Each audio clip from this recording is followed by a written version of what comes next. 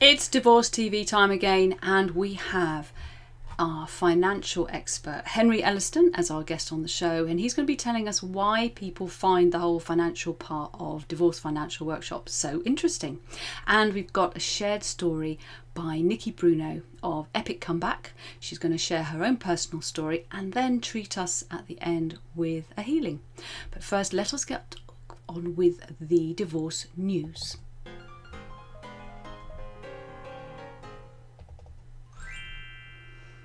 I love this one. This is from The Sun, and allegedly a teacher's email has gone viral after he told students he had to cancel an exam, claiming he had been shot, caught COVID and was in the midst of a messy divorce. Screenshots of the message supposedly received by his class have since been shared on Twitter by one of the students and gone viral. The teacher emailed the students saying, "Unfortunately, I have to reschedule the exam and I will have to cancel class on Thursday. Against my best wishes, I have been shot and I'm being treated in the ER. I also have COVID and the divorce is getting messy. If I'm alive, the exam will be moved to Monday of next week." The email went viral, and then a further email was followed up by, "Fortunately, the injury wasn't too serious and none of my COVID symptoms are serious. The exam is still Monday and it is asynchronous. Unlike my wife, I expect you not to cheat. Good luck to you all." So that's it, right up there alongside being shot and having COVID is a messy divorce. And that part does ring true. As we know, divorce isn't fluffy. It takes a good strategy to create a peaceful, unmessy divorce. Our next story is about a barrister. Now, in this one, the UK Law Society Gazette has said, "Barrister disbarred for divorce case deception." A barrister who deliberately attempted to deceive the court during divorce proceedings has been disbarred by a disciplinary tribunal. He was found to have engaged in conduct that was dishonest or otherwise discreditable to a barrister, prejudicial to the administration of justice, and likely to diminish public confidence in the legal profession or the administration of justice, or otherwise bring the legal profession into disrepute. Right, the tribunal's decisions, you want to obviously know what he did. It comes after a county court judge found that this barrister had deliberately and in an attempt to deceive the court wrongly stated the address of an individual during divorce proceedings in 2013. He did this knowing that they had no connection with that address and that someone else at that address would complete and return the acknowledgement of service with the intention of obtaining a divorce fraudulently. So normally a barrister would not be involved in the admin of a divorce, so this is an odd story indeed, but it goes to show that it's very important not to try and fake your divorce by having someone else pretend to be the respondent's spouse. And our last story comes from the Mirror. Married at first sight couples' balmy divorce motifs include snoring, Tinder and cheating. The Mirror says that it will come as a shock to absolutely no one that married at first sight relationships end in disaster. Unsurprisingly, none of the 10 marriages from the Channel 4 show has lasted more than a year. For those couples that do actually make it down the aisle, after a few weeks of bliss it usually all comes crashing down. Most split just weeks after their legally binding ceremonies. So it's a good job that producers put aside money to pay for their divorces. There are a lot of varying reasons why marriages have broken down on the show, apart from including cheating allegations right through to bad bedroom antics. Here is a look at some of the most bizarre reasons married at first sight couples get divorced. I shouldn't be laughing, this isn't funny at all. Back in series 1, Kate dumped Jason after catching him touting for romance on Tinder despite still being married to her. Jason denied betraying his bride and insisted he only joined the dating website after he realised his short-lived relationship with Kate would never work. "She is clearly a good-looking girl, but after we got married, I didn't find her that attractive," he told the Mirror in 2015. "I don't think we were a good match. I have no idea what she thought though. We never spoke about it." So not talking, probably not great when you're married to someone. Ben and Stephanie had instant chemistry in series 3. However, Stephanie didn't realise they were getting a divorce until he announced it publicly on the radio.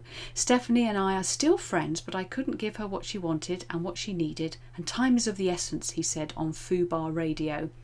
Police officer Stephanie said she only found out that they were definitely over when a friend sent her a link to a story with Ben's quotes. I started to shake as I opened my phone and clicked on a link someone had sent, she explained in an Instagram video. There was my husband sitting there laughing and joking about how he had cheated on me and we were getting divorced. I literally fell to my knees. I was shaking like a leaf and sobbing so hard that my friend started to panic. Was it worth it? We have to ask ourselves. Way back in series 1, Emma and James were the first ever pair to walk down the aisle. They managed to outlast the rest of the couples from the first series, but sadly decided to get a divorce after just 34 weeks.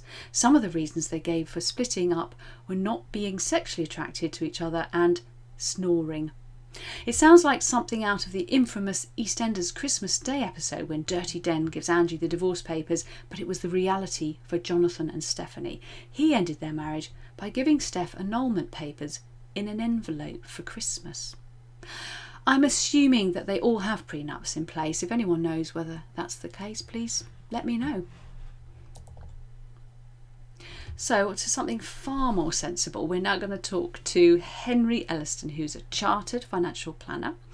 He's a regular guest on my show. He's part of the divorce squad, and he's also runs with me the divorce financial workshops. We've got another one coming up in January.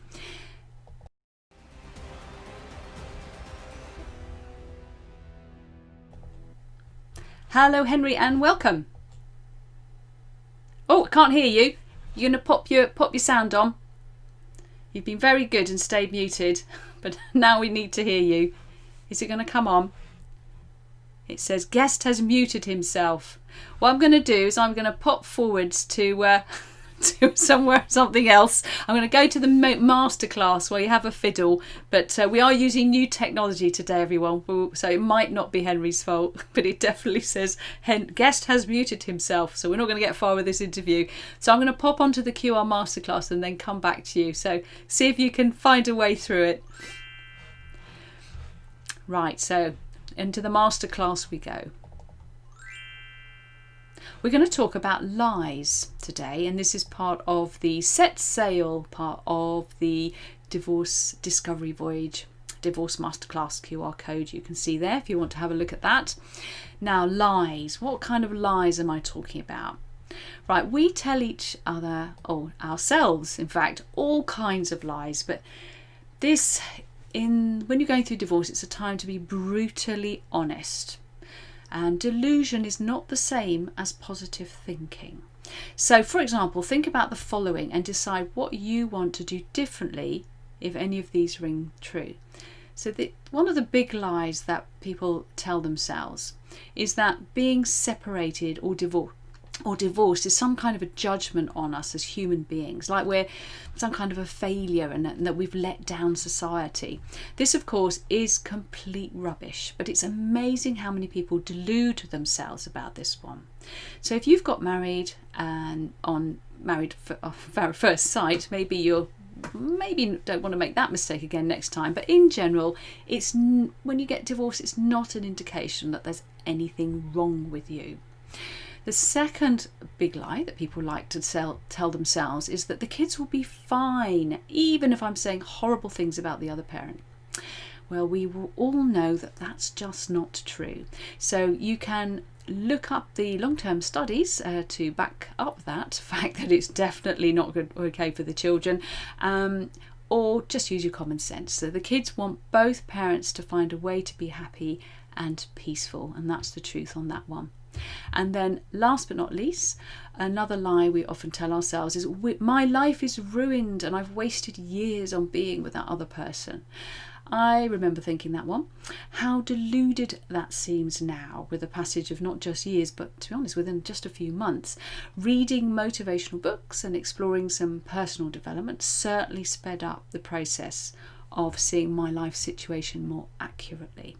The truth is, that you are a beautiful and amazing human being who deserves to have as much happiness as anyone else. So please don't lie to yourself by seeing yourself as anything different. So we're going to pop back now and just see if we can see Henry and whether we can get the sound back again for that.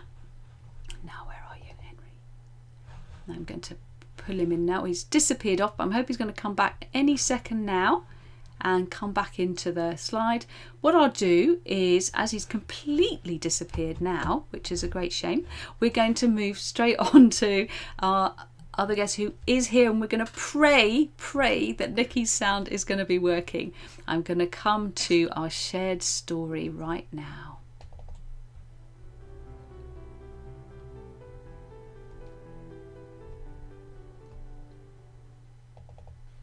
Yay, we can see you, Nikki. Can we hear you?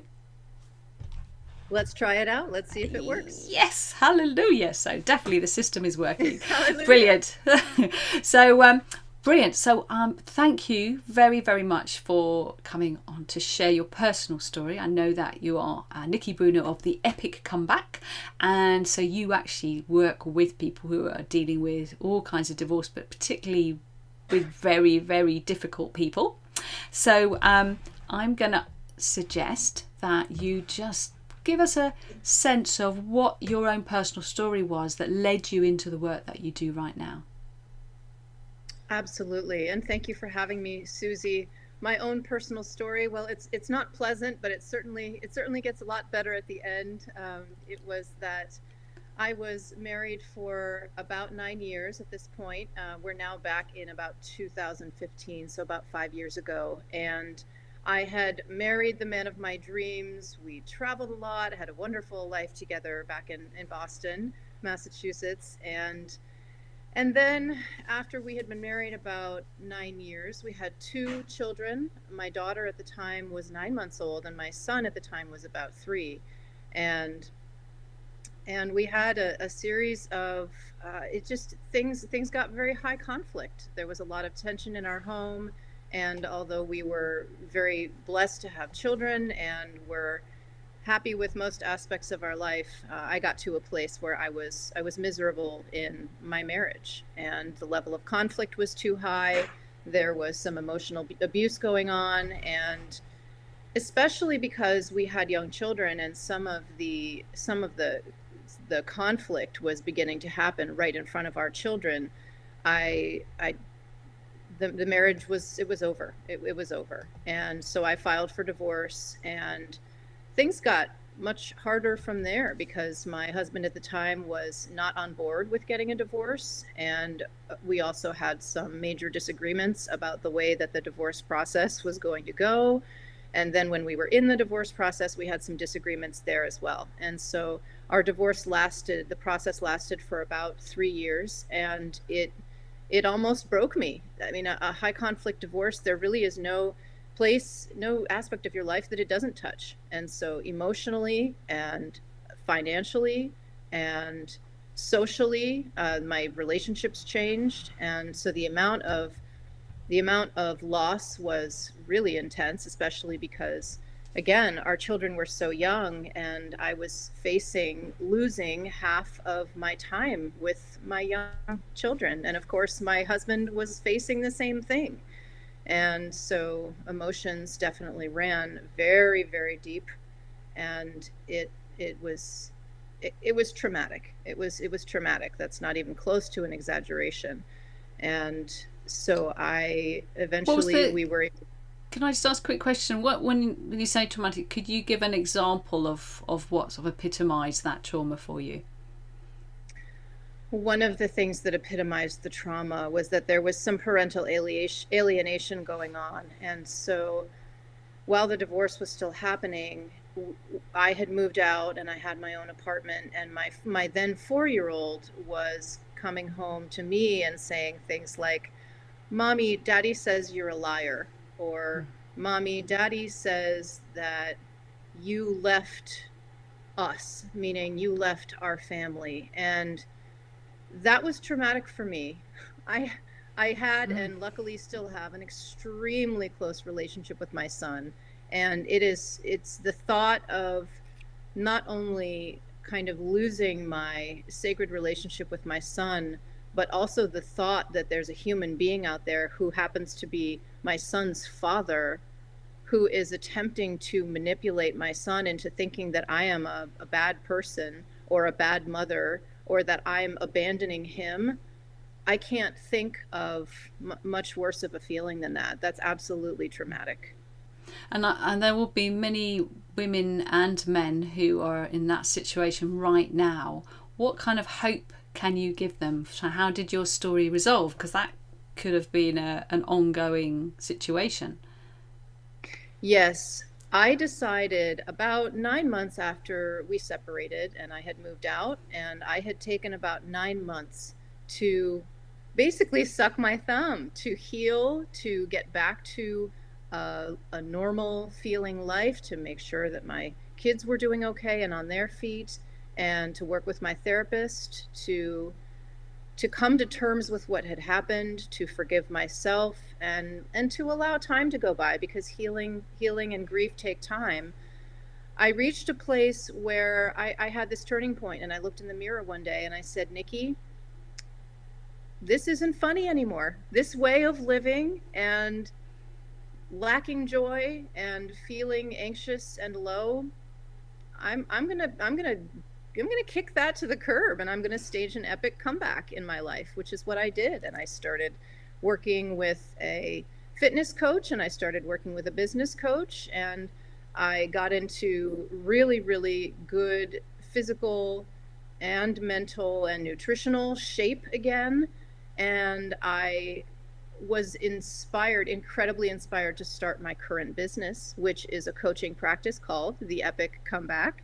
And I decided that I was going to devote everything that I have, all of my education, my passion, my professional experience, everything, to help people to kick some booty in their lives again after going through a life-shattering experience.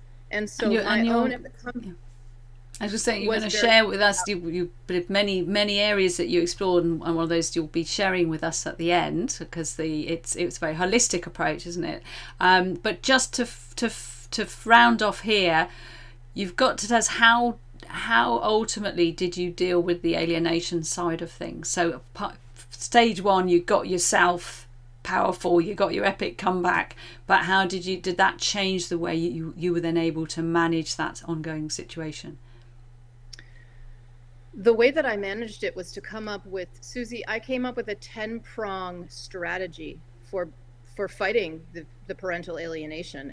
And that would be a whole other conversation, but it was a 10-prong strategy that included addressing it very directly with my ex-husband, and doing quite a bit of research on my own about parental alienation and how to fight it. I also consulted with a child psychologist about what to do. I also talked with, at the time I was a member of a church, and I spoke with my minister about the issue and how to handle it.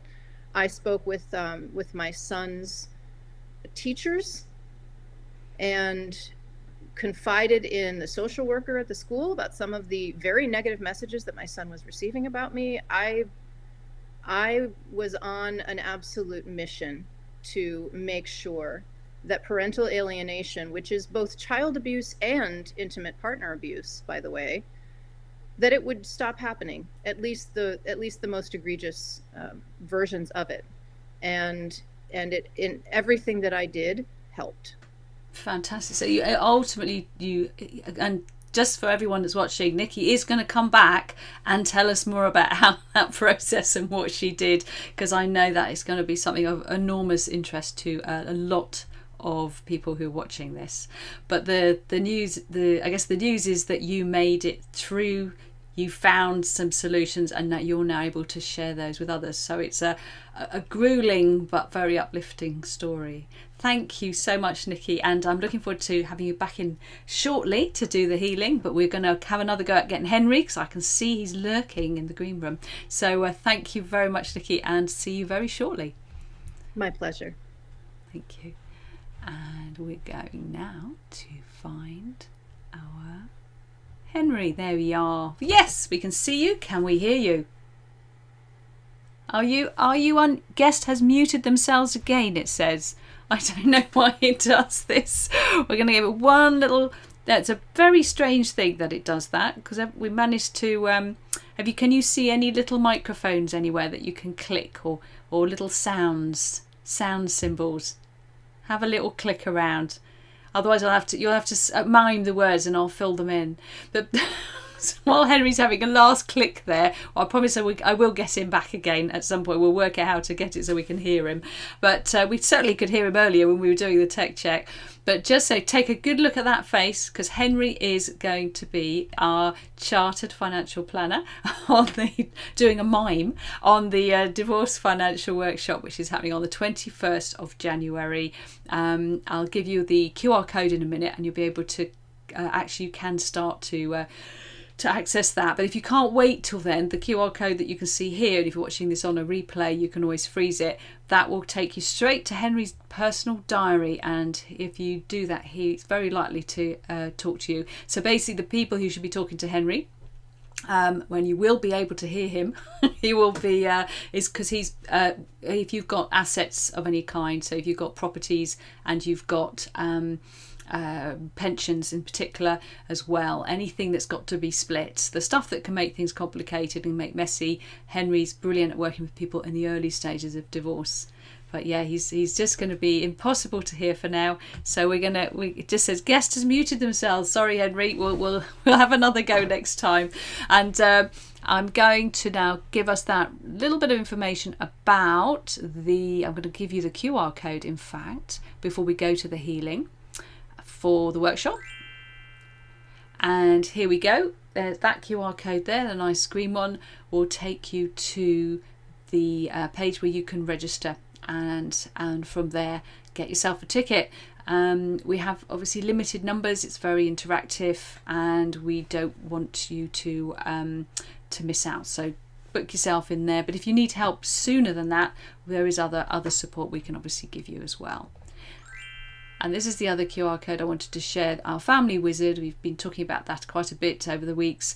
It is a fantastic resource for families, especially at putting in boundaries. If you've got a difficult ex-partner or spouse, again, it's a fantastic tool for helping control that situation.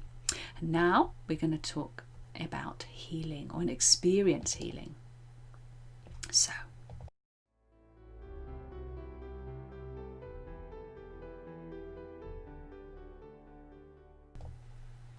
welcome back again, Nikki, and we can still hear you, can't we? I sure hope so, Susie. Thank goodness. So we sorted it out. It wouldn't be very healing it could be healing to sit in silence, though.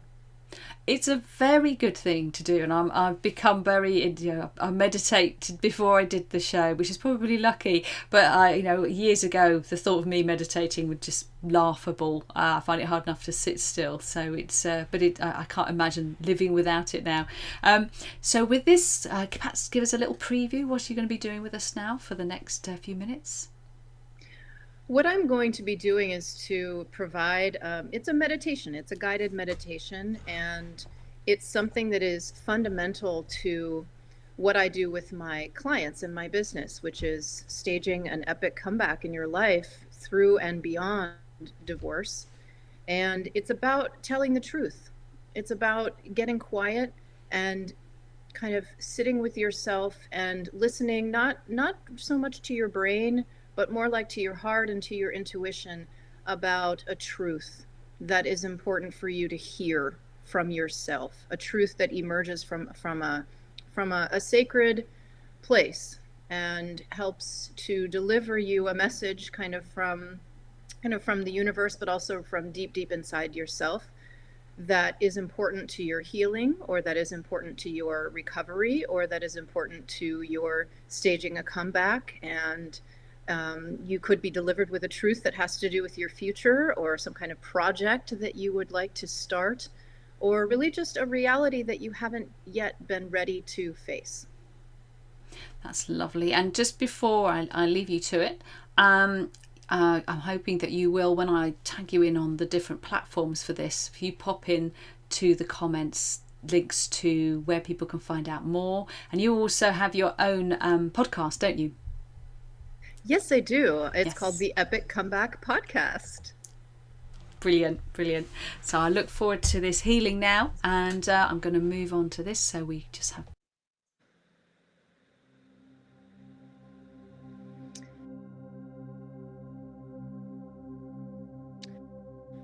All right, for those of you who are listening to this, I invite all of you to get quiet, to close your eyes. I'm actually going to close my eyes myself because when I do a guided meditation, I like to tap into what's happening inside of me as well. And I invite you to put your body into a position that is restful, relaxing, and comfortable. That could be sitting, it could be lying down, any position where gravity can help you and your muscles to relax.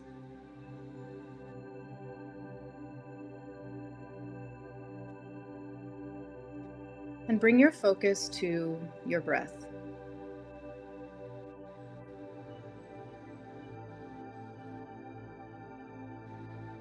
And notice how your body is moving with your breath.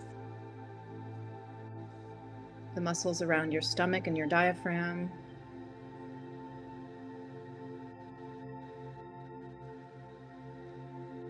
The area around your lungs and your chest.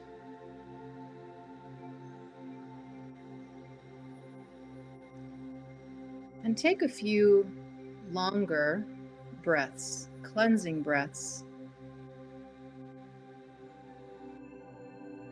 In through your nose and out through your nose.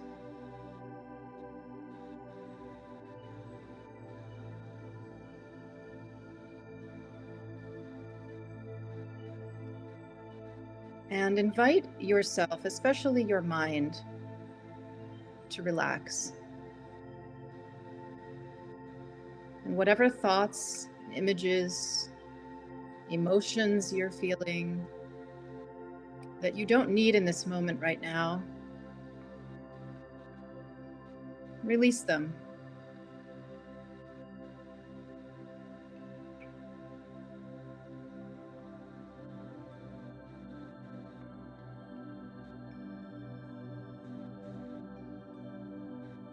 If there's any place in your body where you're feeling tension or gripping or discomfort, inhale and breathe into that area. And when you exhale, let it go. Allow it to relax.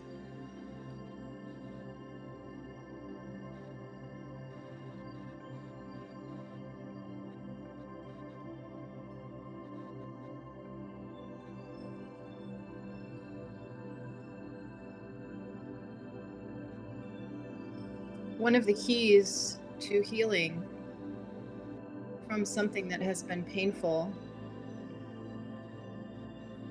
from something that has perhaps brought you to your knees,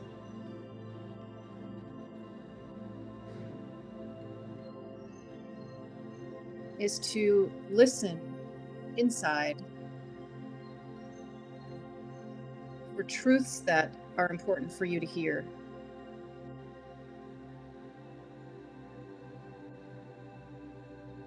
There's something about facing a truth that you need to hear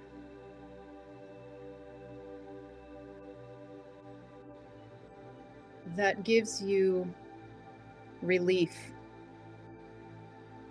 that gives you power, and that enables you to release something that might not feel healthy for you.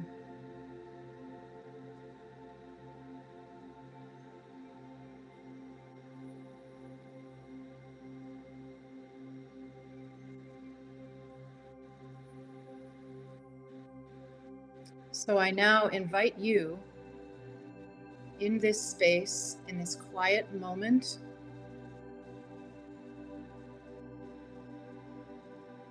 where there are no limitations of time or of space, to tap into your inner world, your intuition, whatever it is inside of you that you communicate with when you want to be with yourself. And to ask yourself with me, hearing my voice and echoing my voice, this question: what is a truth that I need to hear right now?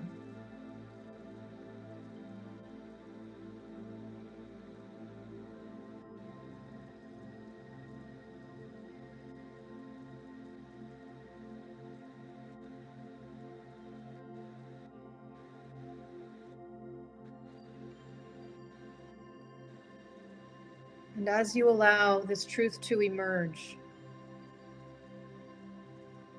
and as you continue to breathe,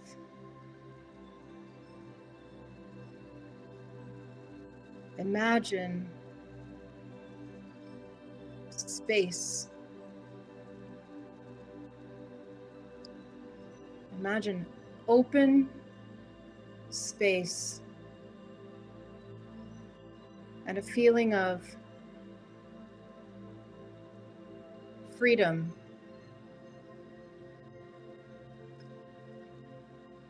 And imagine your ears opening wide to receive this truth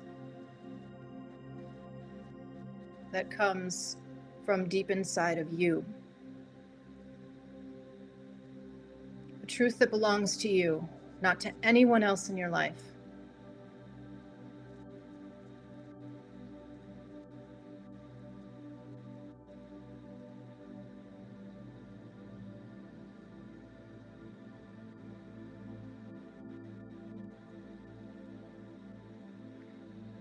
And trust that this truth will come. If it's not emerging for you right now, it will come.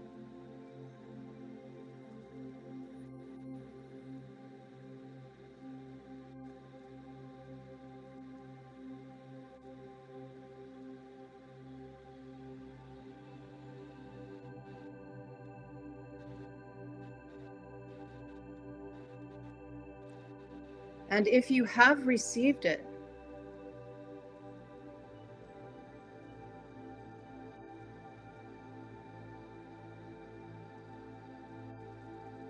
notice how you're feeling.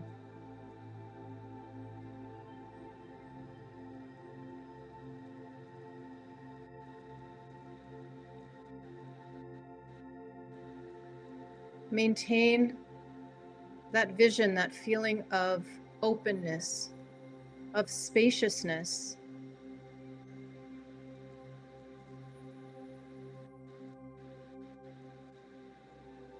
And of gratitude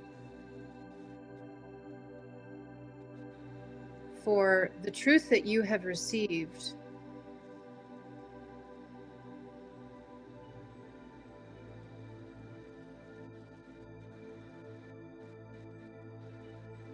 And for what you might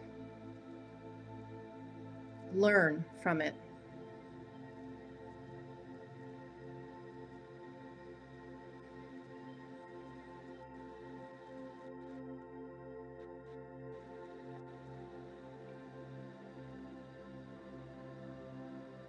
Notice how you feel as you allow yourself to be open to hearing this truth.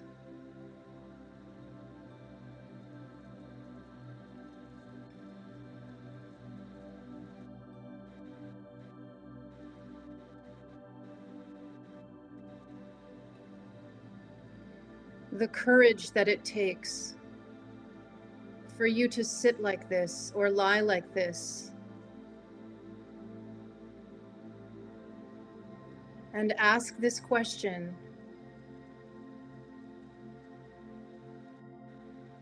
And open yourself up to receive.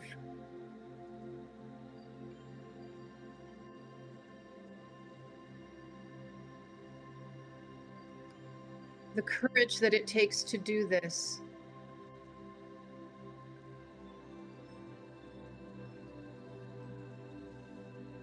Anytime you want.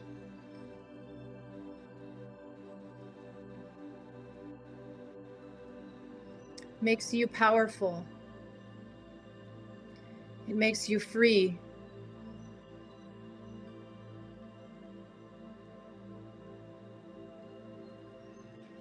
It is a gift.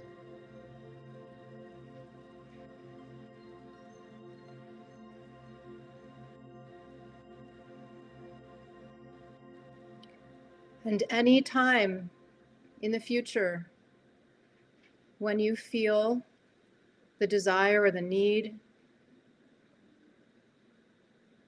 to open yourself up to this truth or to any other, know that you can return to this space. Know that you can return to this meditation.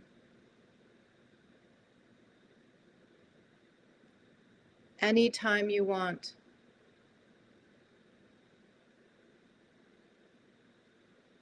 Because what's happening in this moment is 100% your creation.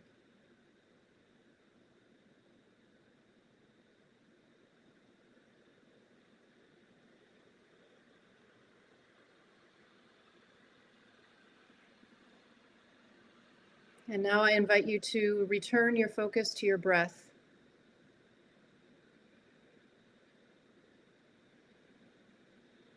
Take 2 or 3 deep, cleansing, grateful breaths for this experience that you have given to yourself.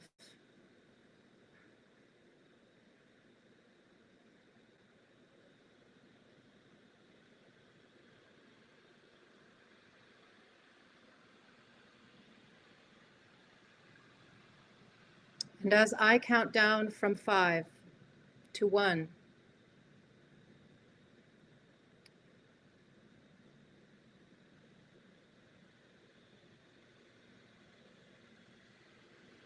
continue to breathe and to notice how you feel.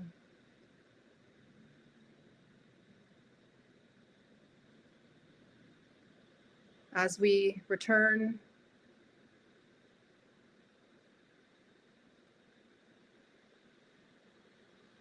as we return.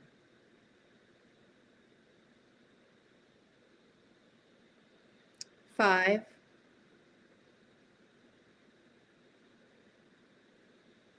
4, continuing to breathe.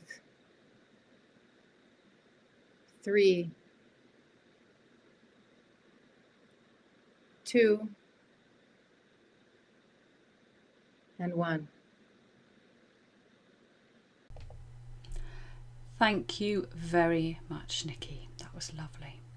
And in the war of divorce, on the battlefield of family separation, always, always make peace your weapon of